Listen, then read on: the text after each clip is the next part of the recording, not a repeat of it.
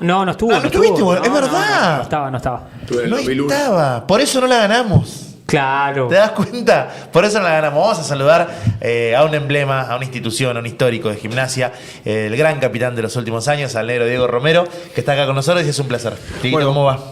Muy bien, nervioso, no te voy a mentir, estoy ¿Estás cagado, nervioso. No, cagado no, pero a pesar del 3-0, hasta que no se cierra una serie, no te puedes relajar. Así que nervioso, pero con una sensación muy buena. ¿Qué puede pasar por la cabeza de los jugadores en estas horas previas a la final? Porque un poco lo que decían los chicos, vos mirás la etapa y decís, ya estamos 3-0, pero por otro lado mirás los jugadores y bueno, no deja de ser Quimsa. ¿Cómo se sale a la cancha? La mejor manera es seguir respetándolo, como hicieron el último juego, que lo respetaron hasta el último segundo, que le jugaron duro hasta, por más que estaba el partido ya prácticamente cerrado, te das cuenta que los de Gimnasia seguían con el cuchillo entre los dientes, y acá es lo mismo, es respetarlo porque son Quimsa, son el gran favorito de la serie, era Quimsa, vos escuchabas todo lo que saben de básquet, era Quimsa, pero el básquet hay que jugarlo, es como todo deporte. Primero tenés que jugarlo, entrar a la cancha, y Gimnasia lo respetó de ese lado. Le jugó muy físico y muy duro los primeros dos juegos en Santiago, y acá en el Socio no se relajó un segundo. Así que el último juego es ese, y el cuarto punto siempre es más difícil. Cuando tenés que cerrar una serie, claro, es muy difícil. Y bueno, esperemos que el trabajo mental del cuerpo técnico y de todo lo que trabaja en eso también sume ahora, ¿no? Es tan importante Gimnasia para el deporte de Comodoro, de la Patagonia, para la idiosincrasia del comodorense, que 20 años después seguimos todos acordándonos de cada detalle de aquella serie con Libertad.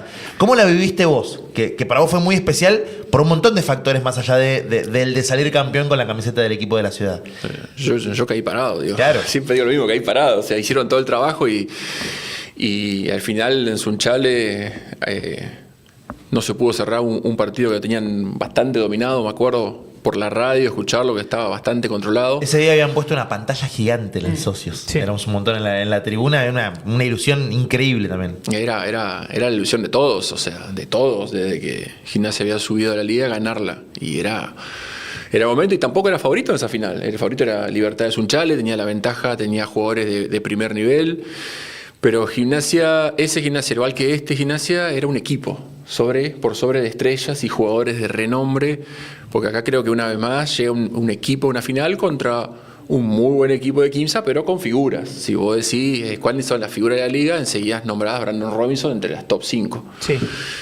Y no sé si nombrar una figura de Gimnasia en las top 10 Totalmente. De la liga. No sé si lo veníamos hablando. Si nombrás 10, 20 jugadores de la liga, no sé si nombrar un jugador de Gimnasia. No, tengo mis dudas. Que son todos buenos. Eso no hay duda. Y con similitud con ese equipo en esa época era lo mismo. Tenía los super equipos armados de Benur Rafaela, ¿te acordás? Benur campeón de todo, que había salido campeón de Sudamericana, creo que un poco antes de cruzarse con Gimnasia. Eran equipos. Un par de años antes, Estudiante de la Barría, se armó muy bien. Que fue el que nos ganó la final de la Sudamericana. Claro. Yo en esa sí estuve. Claro. Imagínate lo viejo que soy. Y además venía a ser bicampeón de Liga Nacional. Claro. Fue bicampeón de Liga Nacional y campeón de la Copa Sudamericana, de la Liga Sudamericana. Barriendo la serie, además contra Gimnasia, fue 3-0. No, fue 3-1. ¿3-0 no fue? 3-1. Teníamos la ventaja de la localidad teníamos. Arrancamos 2 en el Socio, perdimos 1 y perdimos los 2 en la Barría. Yo siempre creí que. No, pues tenía 12 años. Salen campeones en la Barría. Somos viejos. Pero pensé que había sido 3-0. Yo tenía 17, creo. Hice como 12, 14 puntos en una de allá. ¿En serio? Sí, pues nos sacaron un montón, entonces me tocó jugar a mí y hice un montón de puntos. Bueno, vos sabés que el otro día, en un momento en el último cuarto, lo veo a Farabello que empieza a poner a los pibes. Lo mismo, ¿no? Empieza a poner a los pibes Victoriano. del banco. Victoriano. Y un poco la sensación fue esa de, bueno, ya está, ¿no? Empezaron a entrar un montón de chicos, obviamente con los nervios, se los veía muy jovencitos, y un poco la sensación fue esa, de ya está. O sea, ya es el entrenador diciendo, bueno, chicos, a pensar en el cuarto juego. Sí, a guardar que no se me golpee más nadie. Bueno, a mí me pasó así, pero en la Sudamericana al revés, lastimosamente. ¿Cómo es? Porque venimos analizando mucho esto de, bueno, cómo Favarel estará hablando con los jugadores y trabajando la mentalidad y planificando desde lo mental también el partido. Pero ¿cómo es para el capitán la previa en el vestuario? Y es el encargado de dar, en algún momento, dar la última puntada de lo que dice el entrenador, de la parte táctica y emocional, y a vos te toca más cerrarlo de la parte emocional. ¿Y lo tenés pensado lo que vas a decir o te sale? A mí las veces que me he tocado siempre me salió normal de los partidos importantes, porque uno por ahí habla de finales, pero siempre hay partidos importantes. Hemos jugado partidos para quedar entre los 4 mejores, entre los 8, un solo juego, que no son... no, te sale de adentro lo que tenés que decir, y si lo pensás y lo trabajás no te va a salir tan bien como lo más natural. Se habla de esto de la familia, de la gente que está detrás, de la gente que viene bancando todo el año. Sí, imagínate que para llegar acá donde está tenés cuánta gente atrás. Cuánta gente que invisible, desde el utilero te puedo nombrar bueno, ahí dijo la chica psicóloga, o sea, hay un montón de gente que está atrás de estos jugadores, que el kinesiólogo que a veces trabajan sin dormir, a veces en los viajes cuando hay lesionado están toda la noche al lado tuyo para que cambiarte las cosas, ponerte, acomodarte. Hay mucha gente que labura por esto. Diego, mencionaste un poco que te cuesta por ahí cerrar la serie cuando está 3-0, ¿no? En esa ocasión, viendo imágenes de lo que fue la final contra Libertad Sunchales, ¿cómo se vive también el hecho de, porque era la última chance para poder matar la serie acá en Comodoro? ¿Cómo se vive en la previa y cómo se canaliza esa presión de la gente, ¿no? Porque es un factor. Y Gimnasia venía de poder cerrarla en Sunchales y en un partido que estaban, creo, no me acuerdo bien si era 15 o 13 puntos arriba, sí, en el tercer cuarto, que fue cuando se lesiona a Ruperto Herrera. Y no lo pudo cerrar. Y yo me acuerdo que era una locura. Era la misma locura que hay ahora en el socio. Yo vengo de ahí del club de tomar un café con los viejos que están dando vuelta por acá. En esos Chambolú, los viejos, ellos sí son viejos. Claro, yo no. Pero estaba así esa locura, porque yo fui muy temprano porque yo tenía que adaptar a muchas cosas. Las reglas no eran las mismas, la cancha, los dibujos de la cancha no eran iguales, las pelotas eran totalmente diferentes. Y me acuerdo que lo que más me había costado en esa época era el olor a humo. Había muchos cigarrillos dentro del socio, que hoy no existe más, gracias a Dios, pero a mí me había costado un montón porque venía de una liga donde estaba totalmente prohibido fumar, esas cosas. Y me acuerdo que en un momento del juego tuve que salir afuera a tomar aire porque no encontraba aire en ningún lado de la cancha, porque había un de abajo, no sé, acá se nota un poco la pantalla hacia arriba que hay como algo. Eso era humo de cigarrillo, de nerviosismo que tenía la gente. Sí, era increíble. Buen dato ese. Yo te iba a preguntar justamente por la adaptación esa, también siendo el básquet un deporte muy vinculado a los sistemas y a jugadas que se trabajan permanentemente. La estrategia. ¿Cómo te adaptás a eso tan rápido, ¿no? Y además en una instancia en la que, bueno, se define un campeonato. Un pibe de 23 años medio inconsciente, te puedo decir. Era medio inconsciente lo que estaba viviendo. Era no pensarlo. Era no pensarlo mucho. Gimnasia jugaba muy fácil, eso siempre lo dije. Ese equipo de Fernando Duró jugaba muy sencillo. Ellos tenían un montón de señas y de cosas, pero en resumen hacían todo lo mismo. Porque la pelota la agarraba Charlie John de uno, la agarraba Pablo Moldú de uno, la agarraba Gaby Cocha de uno, y todos hacían una seña diferente, pero era todo lo mismo. Era un básquet muy sencillo de jugarlo. Entonces me dice Fernando, mirá, vos, aquel va a hacer esto, vos venís y haces esto. Aquel va a hacer esto, andá y hacer lo mismo. Y después tenían dos o tres sistemas específicos para un tirador o para algo, pero la clave, me acuerdo que lo que más buscaban era cortinar muy duro para que generara un cambio. Y una vez que generaban el cambio, desde el cambio atacar. Eso me acuerdo patente, porque como tenías tiradores con Leandro Macier y Gaby Cocha, a los chicos que eran rápidos, cuando llegaban con los grandes, hacían la fiesta. Sí. Entonces era sencillo. Me acuerdo que fue sencillo porque no había mucho. Y aparte me prometieron que iba a jugar 8 minutos, 7. Me mintieron en la cara. No, Dieguito, no te preocupes. Necesitamos por las dudas 7, 8 minutos tuyos. Y después terminó siendo como 25. Muy distinto, ¿no? Claro. Después te hicieron muchos minutos, muchos. Diego, cuando vino el Gaby Cocha, intentábamos hacer alguna comparativa entre aquel plantel y este. Y uno lo mira hoy a ese equipo y tenía ciertos jugadores experimentados de quien agarrarse. El Negro Cocha ya tenía 35 años, Macier era un jugador experimentado, Pablo Moldú igual. Siempre fue viejo el Negro.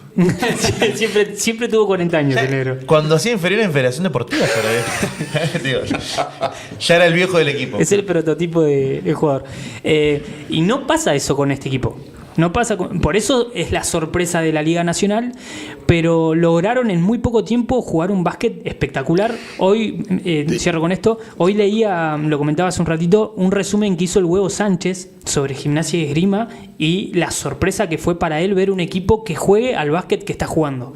¿Cómo se construye un equipo así en tan poco tiempo? Es un poco de la magia del básquet, se encastran todas las piezas en un lugar. ¿Qué pasa que se construye eso y termina siendo este equipo de Gimnasia? Primero, Seba, son 10 meses de laburo. Sí. Son 10 meses de laburo.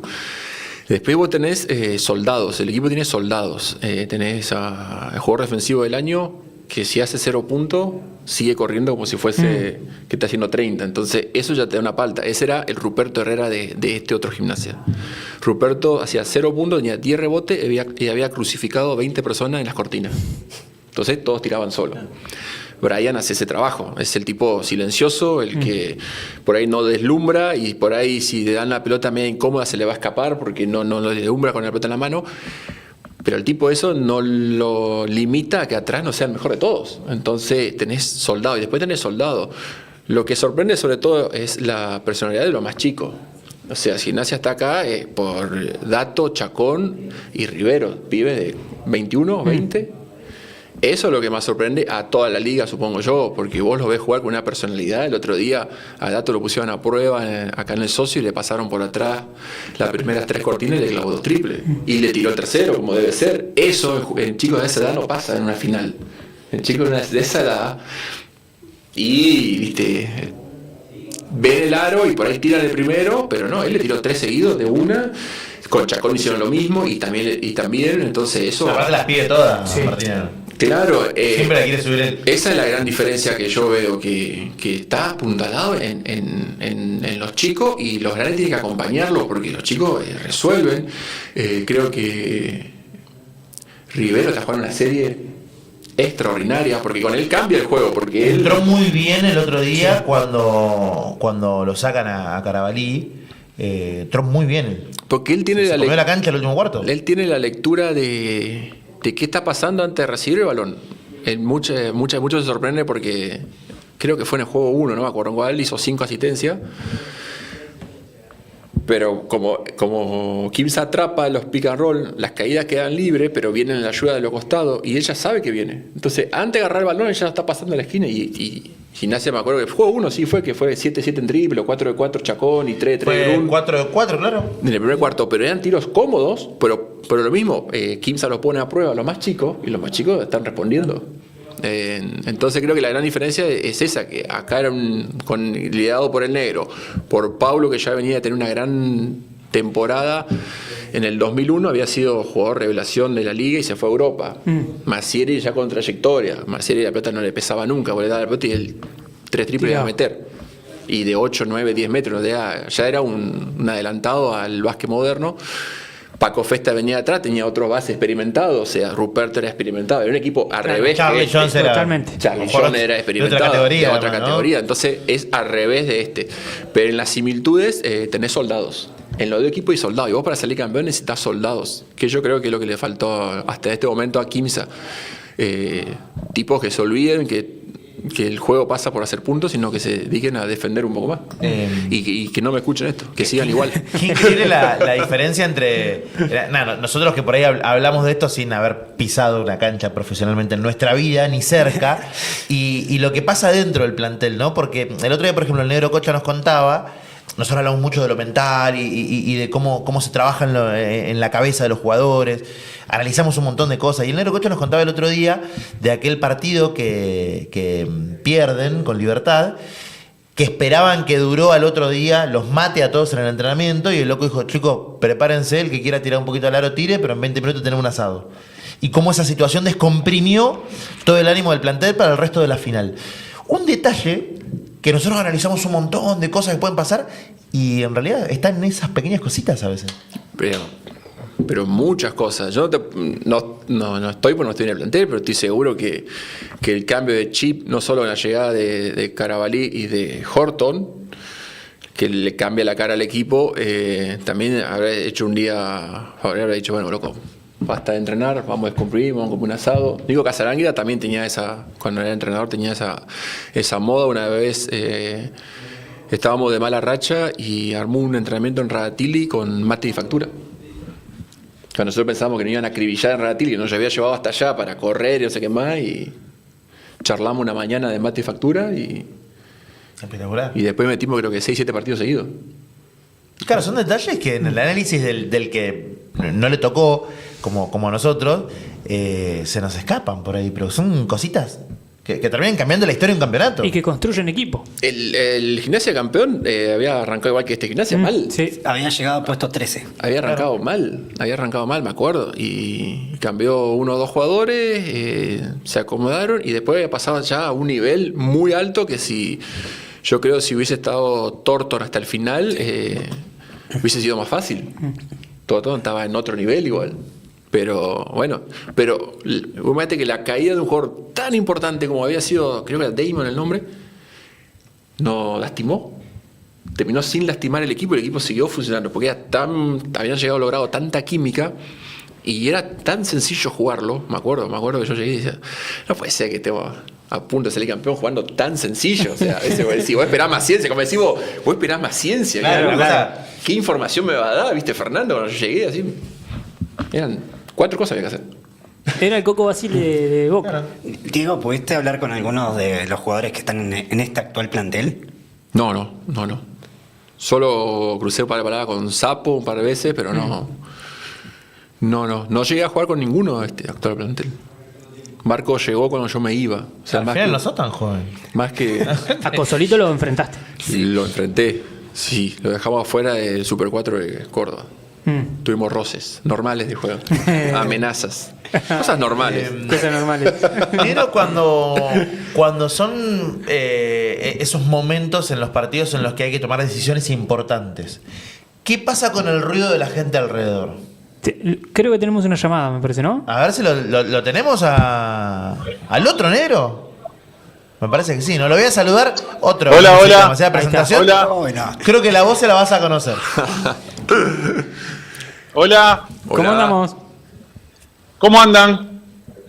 Bien, negrito, ¿vos? ¿Cómo ¿Dónde estás? Bien, papá, todo bien. Acá estoy muerto de miedo. Bien, bueno, pero el otro día estabas igual y Sí. parece que trajo suerte, bien. Sí, pero es raro porque cuando jugaba no tenía tanto cagazo como ahora. ¿O vos tenés miedo por lo que pueda llegar a contar Diego Romero, que está sentado acá con nosotros? ¿Qué tipo que no lo soporto? Sí, Podés decirle en vivo lo que nos dijiste acá el otro día, que es un cara dura que vino, jugó un partido y salió campeón cuando vos esperaste 20 años. Sí, tengo todos los insultos preparados, porque no puede ser, es una injusticia de la vida. Aparte, recién hace un ratito estuvimos tomando un café ahí con él y yo le contaba que en esta última semana que estuve en el prime de famosidad, ¿viste? Que fui a un montón de lugares, hablé con un montón de gente, todos me decían, ¿cuál es la parte más importante? Y yo le decía, no, los compañeros, haber estado con un grupo, y le decía Pablito Moldú, con Leandro Massieri, con Charlie Jones, y listo, ¿viste? Entonces los periodistas agarraban y me decían, y con Diego Romero, y lo tenía que nombrar. No, un odio. Che, negro. Moldú también lo odia, ¿eh? No soy yo solo. Che, negro, ¿te puedo hacer una pregunta? Decime. ¿Está nevando en el socio ahí? Te vi recién. No, esta no te la voy a perdonar. No, esta no te... Seguramente estás sentado en la mesa con los traidores, esos que se dan vueltas por una picada. Vos viste cómo son los periodistas. Están con el que está de turno acá. No. Sí, o sea, en presencia del negro Romero acá, vos sos un 4 de copas. Desde que él se sentó en este lugar, ¿entendés? Claro. Después cuando vuelvas vos, vas a ser el mejor jugador de la historia de la Argentina después de Manu. Pero claro, nosotros siempre estamos del lado del que está sentado acá. Esto es así. No tengo duda que pensás así, Ponce. Negro, ¿cómo lo estás viviendo? Bien, con mucho entusiasmo y aparte estamos acá con Pablito, un fenómeno, re divertido todo. lindo. Acá estamos con los dirigentes que nos invitaron a un lugar ahí San Nicolás, que hay bueno. comida gratis, así que mucho mejor todavía. Vos siendo de arriba hasta rayo agarra, así que está bien. Sí. Qué áspero, está áspero Ponce. No, pero todo muy bien, acá con mucha expectativa. La cancha ya llenándose, así que todo muy lindo. Gaby, te habla Emma Boicha. Preguntarte primero cómo estás viviendo esta final y dos cositas más. En el partido anterior hubo un momento donde Datos falla 3 simples consecutivos y se me vino a la cabeza el momento donde vos tomaste la pelota y convertiste esos últimos 2 puntos que fueron decisivos para el título del 2006.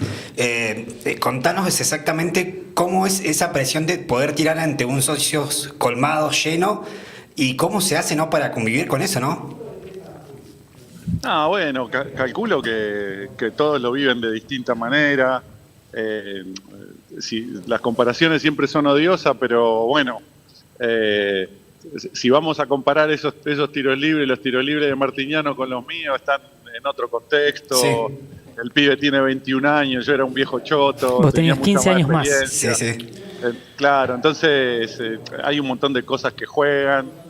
Es un nene sin techo, Martignano. Pero la verdad es que, bueno, ahí Diego también te puede contar lo que se siente en ese momento.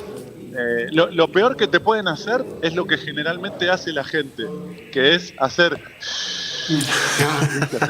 La gente se piensa que haciendo así, viste, vos te vas a concentrar más, y es al revés. Vos querés que haya quilombo para que tu cabeza siga andando de la misma manera, ¿viste? Pero bueno, son todas cosas que tenés que pasar y llega un momento, ¿viste?, de la carrera que vas entendiendo determinadas cosas, y yo en determinado momento de mi carrera entendí que el tiro libre es el tiro más fácil del básquet, que es donde nadie te molesta. Entonces el desarrollo era jugar contra vos mismo, ¿viste? Es así, es contra vos el tiro libre, no es contra nadie. Así que bueno, pero bueno, tenés que pasar por un montón de situaciones, por errar tiros importantes, por meter tiros importantes, forma parte del proceso.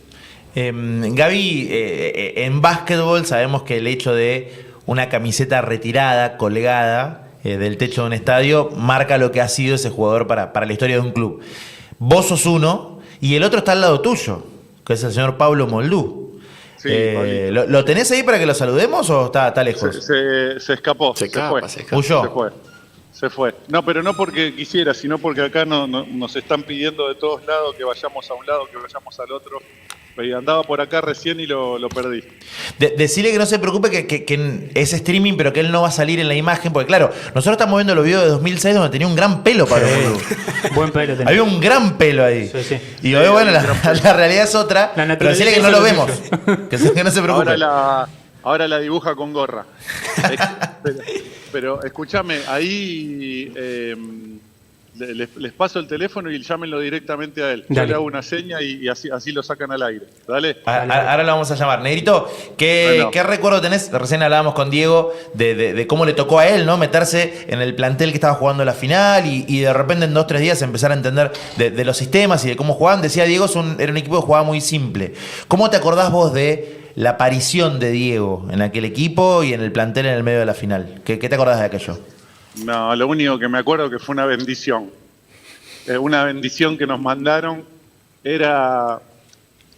viste, yo soy un descreído de la suerte, pero si tengo que pensar en la fortuna, en algo que haya pasado, que vos decís cayó del cielo y de verdad que nos hizo ganar ese partido, fue Dieguito. Nosotros lo vivimos así. Aparte la rompió toda esa noche, pero toda, y a nosotros nos vino como lo que necesitábamos, porque se nos estaban cayendo los soldados, más allá de que estábamos recontra sólidos. Y fíjate vos lo que significa un equipo que a él no le costó nada entrar, porque generalmente, viste, cuando el equipo tiene sus cosas, sus mañas, y hay determinadas situaciones en que tenés que respetar y demás, ahí lo único que había que respetar era tirarse de cabeza al piso. Diego lo entendió y así nos ayudó a terminar una noche fantástica. Nosotros lo jodemos, pero lo queremos al negro. Ese es un fenómeno, buen tipo por sobre todas las cosas, que de a poquito se fue transformando en amigo. Y bueno, acá estamos otra vez para sufrir por lo mismo.